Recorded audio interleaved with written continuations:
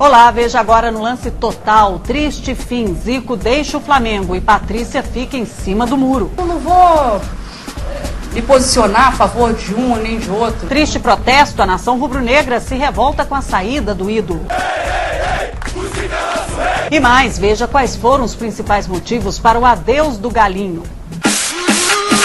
Chegou ao fim o rápido casamento do diretor Zico com o Flamengo. Após 4 meses à frente do futebol rubro-negro, o maior ídolo do clube da Gávea entregou o cargo, desgastado pelos problemas intermináveis com jogadores, técnicos e principalmente com a política interna do clube.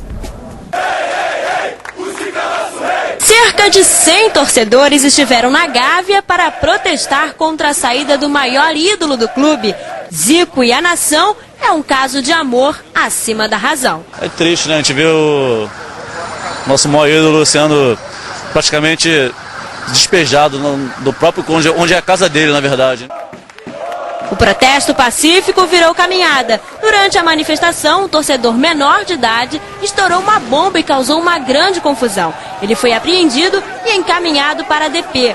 O protesto seguiu e o alvo dos manifestantes foi o presidente do Conselho Fiscal do clube. Os torcedores queimaram a mala de dinheiro em um ato de desaprovação às suspeitas levantadas por Capitão Léo. Segundo ele, o convênio entre Flamengo e CFZ tirou do rubro-negro parte dos direitos econômicos e de formação de jogadores da base. Você acaba cedendo seu patrimônio indevidamente.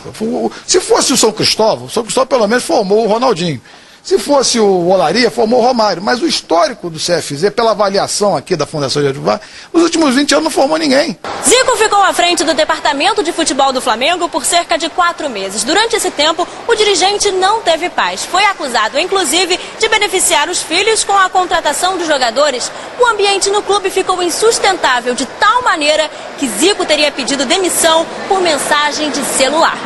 Cada um reage de uma forma. Não estou aqui para julgar a postura do Zico. Estou aqui para agradecer o tempo que ele ficou. Gostaria que tivesse ficado mais. Apesar das polêmicas, a presidente Patrícia Morim não quis se posicionar. Não vou me posicionar a favor de um nem de outro. Eu sou a favor do Flamengo. O presidente do Conselho Fiscal do Flamengo, Leonardo Ribeiro, apontado como principal motivo para a saída de Zico, está envolvido em um processo por causa de uma confusão no último Fla-Flu. O capitão Léo, apelido que ganhou quando chefiava a torcida jovem do Fla, teria se recusado a deixar a tribuna do tricolor e, forçado pela polícia, teria resistido à voz de prisão. A audiência para o julgamento está prevista para o dia 11 de janeiro de 2011. Se for condenado, o capitão Léo pode ser preso e destituído do cargo. No início da tarde desta sexta, Zico foi ao Ninho do Urubu despedir-se pessoalmente dos jogadores. O repórter Sandro Miranda estava lá e acompanhou a movimentação no centro de treinamento rubro-negro. Enquanto na Gávea o clima era de tensão, aqui no Ninho do Urubu imperou a lei do silêncio. Jogadores e comissão técnica foram impedidos de falar com a imprensa pela diretoria. O agora ex-diretor executivo de futebol Zico esteve aqui, mas saiu sem dar nenhuma declaração. Apenas a presidente Patrícia Morim se manifestou. Muito emocionada, ela lamentou a saída do Galinho e garantiu a permanência de Silas no comando da equipe. Em meio a toda esta crise, o Flamengo entra em campo neste sábado contra o Botafogo no Engenhão. E apenas uma vitória pode acalmar os ânimos no rubro-negro. O ano de 2010 no Flamengo tem sido o avesso de 2009. Depois da conquista do hexacampeonato brasileiro, o time não teve mais motivos para celebrar. A chegada de Zico foi a única alegria da nação rubro-negra nos últimos tempos. Mas a passagem do ídolo acabou sendo uma decepção geral.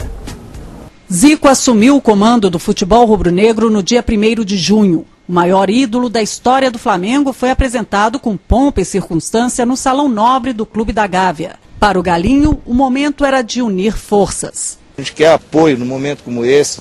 Tive a oportunidade de dizer hoje para os jogadores o que eu quero deles é que eles acreditem que podem conseguir. Zico chegou ao Flamengo pouco depois da saída do imperador Adriano e pouco antes da despedida de Wagner Love. Sem a dupla do amor, o então diretor de futebol prometeu investir na contratação de novos ídolos. O Flamengo tem suas metas, o Flamengo tem as suas possibilidades e a gente está trabalhando para tentar trazer novos nomes. Mas, em vez de reforços, a torcida rubro-negra sofreu mais uma dura perda. O goleiro Bruno deixou o clube acusado de envolvimento no assassinato da ex-amante Elisa Samúdio. Zico, ao contrário do que se esperava, não se pronunciou sobre o assunto. O silêncio do ídolo e da presidente Patrícia Amorim incomodou a nação. Logo após o escândalo do Camisa 1, vieram as contestadas contratações. Jean, envolvido recentemente em uma polêmica com o técnico Silas, Val Baiano, Christian Borja e Leandro Amaral. Os altos salários dos jogadores levaram o Conselho Fiscal do clube a levantar suspeitas sobre um possível envolvimento de Bruno Coimbra, filho de Zico, nas transações dos reforços. Nada foi provado. O Galinho ainda trouxe David do Fenerbahçe, que estava há 1 ano sem jogar, e Diogo, reserva do Olympiacos da Grécia. Reforços a peso de ouro, mas que ainda não mostraram seu valor em campo. Em 4 meses de gestão, foram 3 técnicos. Andrade, demitido após desgaste com a equipe, Rogério Lourenço, demitido por exigência da torcida, e Silas, que vive um momento tenso dentro da equipe.